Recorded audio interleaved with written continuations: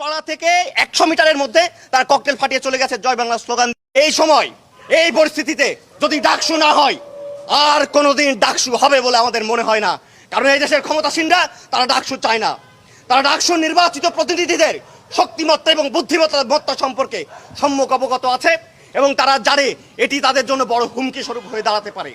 কাজে আমরা বলতে চাই, দেশের উন্নয়নে, দেশের মানুষের কল্যাণে এবং দেশ এবং জাতিকে এগিয়ে নিয়ে যাওয়ার লক্ষ্যে আপনারা আসেন। ডাকসু এখন একটা জাতীয় ইস্যু হয়ে গেছে, একটা আন্তর্জাতিক বিষয় হয়ে গেছে। এটাকে আমরা ন্যাশনাল এবং ইন্টারন্যাশনাল এটা আমরা ফাইট দিয়ে এই ডাকসু আমরা করাবো, যেভাবেই হোক করাবো। ডাকসু আমার অধিকার, বাধা দেয় সাধ্যকার। ধন্যবাদ। ইনকিলাব জিন্দাবাদ। প্রিয় সাংবাদিকবৃন্দ, আপনারা হয়তো ডাকসুর বিষয়ে অবগত আছেন। ডাকসুটা শুধু আমাদের ক্যাম্পাসের ইস্যু, একটা ছোট ইস্যু, এটা ভাবলে ভুল হবে। ডাকসু এমন একটা বিষয় যেটা পুরা মানে দেশের একটা ভবিষ্যৎ নির্ধারণ করে। ডাকসু যদি আমরা কার্যকর করতে পারি, তাহলে ক্যাম্পাসে একটা গণতান্ত্রিক পরিবেশ সৃষ্টি হবে, যেটা শাসকদের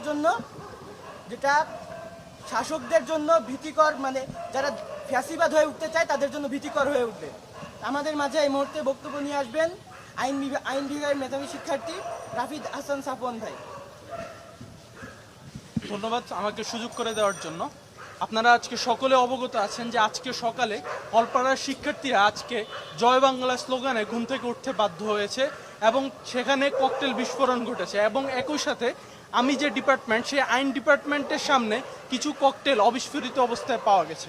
স্বাভাবিকভাবে বোঝা যাচ্ছে যে আজকে যখন প্রশাসন বহু গড়মিশুর পর আজকে সিন্ডিকেটে ডাকসু নিয়ে একটা সিদ্ধান্ত হতে যাচ্ছিল, ঠিক এরকম একটা মুহূর্তে যখন ক্যাম্পাসে জুলাই পরবর্তী সময়ে প্রথমবারের মতো ককটেল পাওয়া যায়, তাহলে বোঝা যাচ্ছে যে এই যে পলাতক ছাত্রলীগ এবং আওয়ামী লীগ যারা, তারা এই ডাকসুকে কীরকম ভয় পাচ্ছে। তাই আমরা সরকারের কাছে এবং একই সাথে বিশ্ববিদ্যালয় প্রশাসনের কাছে এই দাবি জানাতে চাই যে যে ধরনের হুমকি আসুক না কেন, যারাই যেভাবে আমাদেরকে ভয় দেখানোর চেষ্টা করুক না কেন, ডাকসুকে কোনোভাবে পিছিয়ে দেওয়ার সুযোগ নেই। বরং ক্যাম্পাসের নিরাপত্তাকে আরও সুসংহত করার জন্য শিক্ষার্থীদের বৈধ প্রতিনিধির প্রয়োজন এবং প্রশাসন যাতে বিশ্ববিদ্যালয়কে যথাযথভাবে পরিচালনা করতে পারে, এজন্য বিশ্ববিদ্যালয়ের শিক্ষার্থী প্রতিনিধি প্রয়োজন। এজন্য আবারও আমি ডাকসুর পক্ষে দাবি জানাই এবং আজকে আমরা একটা ভালো সংবাদ পেয়েছি যে নির্বাচন কমিশন গঠন হয়েছে ডাকসু দেওয়ার জন্য এবং আমরা চাই যে এই নির্বাচন কমিশন খুব দ্রুত ডাকসু দিবে, এটা আমাদের প্রত্যাশা। না হলে আমরা ছাত্র সমাজ আবারও আন্দোলনে নামতে বাধ্য হব। ধন্যবাদ। ধন্যবাদ রাফিদ হাসান সাফওয়ান ভাইকে।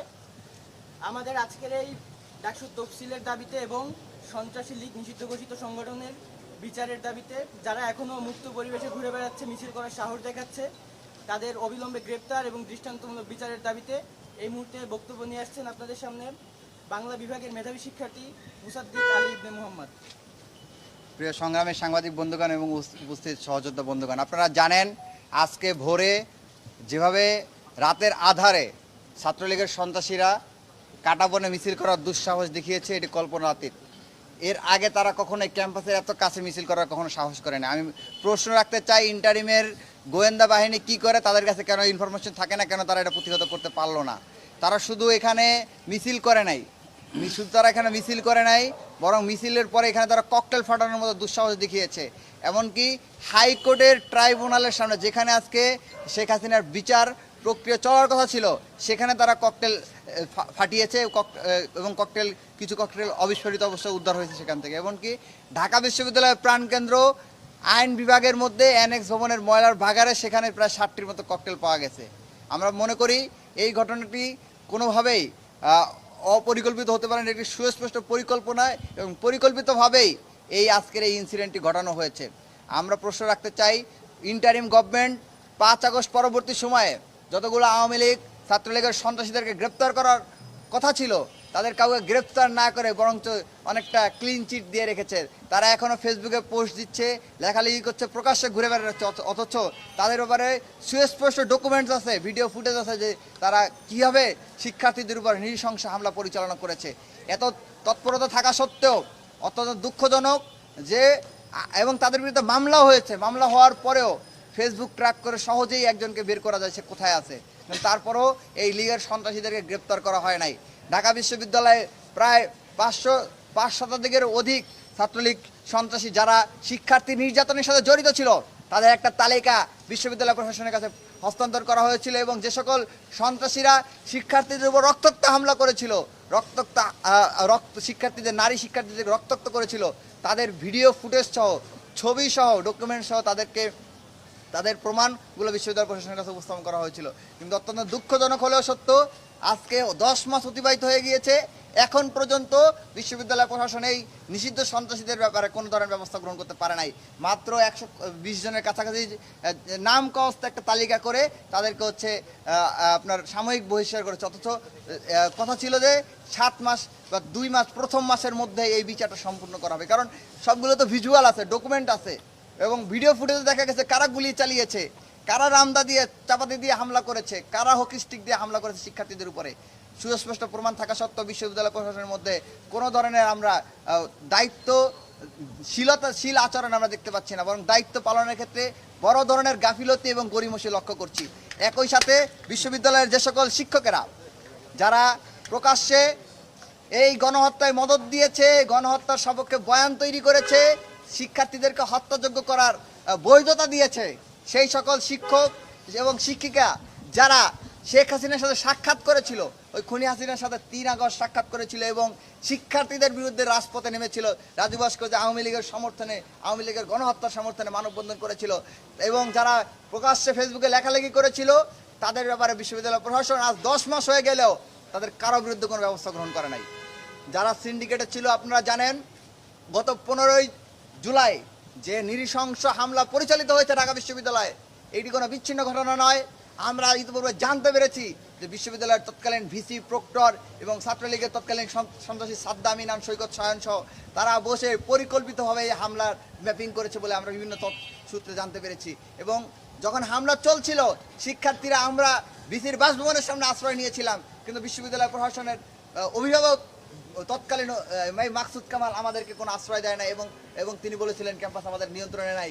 প্রক্টরের কোনো ভূমিকা সেদিন ছিল না, প্রক্টরিয়াল টিমের কাউকে আমরা সেদিন দেখিনি, তারা সবাই ক্যাম্পাস থেকে উধাও হয়ে গিয়েছিল, সরে গিয়েছিল, যাতে ছাত্রলীগের বহিরাগত টোকাই সন্ত্রাসীরা শিক্ষার্থীদের উপর হামলা করতে পারে। তো আমরা মনে করি এই হামলার সাথে বিশ্ববিদ্যালয়ের তৎকালীন সিনেট সদস্য, তৎকালীন শিক্ষক সমিতির সভাপতি, সেক্রেটারি এবং অন্যান্য নেতৃবৃন্দ এবং বিশ্ববিদ্যালয়ের ভিসি, প্রভিসি সহ যারা তৎকালীন দায়িত্ব ছিলেন, তারা প্রত্যেকেই এটার সাথে জড়িত। কিন্তু বিশ্ববিদ্যালয় প্রশাসন তাদেরকে বহিষ্কার করা তো দূরের কথা, তাদের ব্যাপারে কোনো বিন্দুমাত্র শাস্তিমূলক পদক্ষেপ গ্রহণ করতে পারে না। এমনকি অনেক শিক্ষক এখন নিয়মিত অফিস করছেন, তারা নিয়মিত ক্লাস নিচ্ছেন, ডিপার্টমেন্টগুলোতে যাচ্ছেন, তারা বিভিন্ন জায়গায় প্রভাব খাটাচ্ছেন, এবং বর্তমান আমাদের এই জুলাই অভ্যুত্থান এবং জুলাই বিপ্লবের বিরুদ্ধে ন্যারেটিভ দাঁড় করাচ্ছেন। কোনো কোনো শিক্ষক ক্লাসে এই ধরনের কথা বলার মতো সাহস করেছেন যে অভ্যুত্থানে নাকি প্রায় 3000-এর অধিক পুলিশ মারা গিয়েছে। অন্তত মানে ব্যথা লাগে যখন এইসব বিষয়গুলো দেখি। অভ্যুত্থানে কি কোনো পুলিশ ক্ষতিগ্রস্ত হয়েছিল? তেমন কোনো পুলিশ কিন্তু ক্ষতিগ্রস্ত হয়েছিল না। কিন্তু আওয়ামী লীগের পক্ষ থেকে 5 আগস্ট পরবর্তী সময়ে 3000, 5000, কোনো সময় 50,000 এরকম পুলিশ মারা হয়েছে বলে একটা গুজব ছড়ানো হয়েছিল, এবং এই গুজবটাকেই অনেক শিক্ষক ইস্টাবলিশ করার জন্য কাজ করে যাচ্ছে। এবং কি এই শিক্ষক, এই যারা আবু সাইদ সহ যে সকল বীরদের রক্তের উপর দাঁড়িয়ে আমরা নতুন বাংলাদেশ পেয়েছি, তাদের রক্তকে নিয়ে বিভিন্ন ধরনের হাসি ঠাট্টা আমরা করতে দেখি। তারা এখনো আওয়ামী লীগের রেজিমকে শক্তিশালী করার জন্য এবং আওয়ামী বলয়কে শক্তিশালী করার জন্য বিভিন্নভাবে কাজ করে যাচ্ছে। কিন্তু বিশ্ববিদ্যালয় প্রশাসনের পক্ষ থেকে এখন পর্যন্ত কোনো পদক্ষেপ গ্রহণ করতে আমরা দেখি নাই।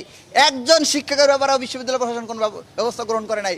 10 মাস হয়ে গেলেও কোনো শিক্ষকের বিরুদ্ধে চার্জশিট বা প্রতিবেদন দাখিল করতে পারে না বিশ্ববিদ্যালয় তদন্ত কমিটি।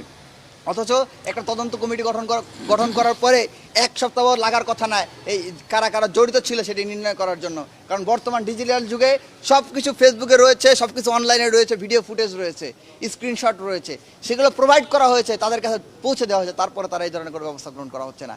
আমরা আজকের এই বিক্ষোভ থেকে সুস্পষ্ট দাবি জানাচ্ছি, কাল বিলম্ব না করে এই সকল সন্ত্রাসীদের তালিকা করে সন্ত্রাসী শিক্ষক এবং শিক্ষিকাদের বিরুদ্ধে, শিক্ষিকা এবং সন্ত্রাসী যে সকল ছাত্রলীগের সন্ত্রাসী ছাত্ররা বছরের পর বছর ধরে ক্যাম্পাসে ছাত্রদের নির্যাতন করেছে এবং জুলাই গণহত্যা সংগঠিত করেছে, তাদের বিরুদ্ধে বিশ্ববিদ্যালয় প্রশাসনের ব্যবস্থা গ্রহণ করতে হবে।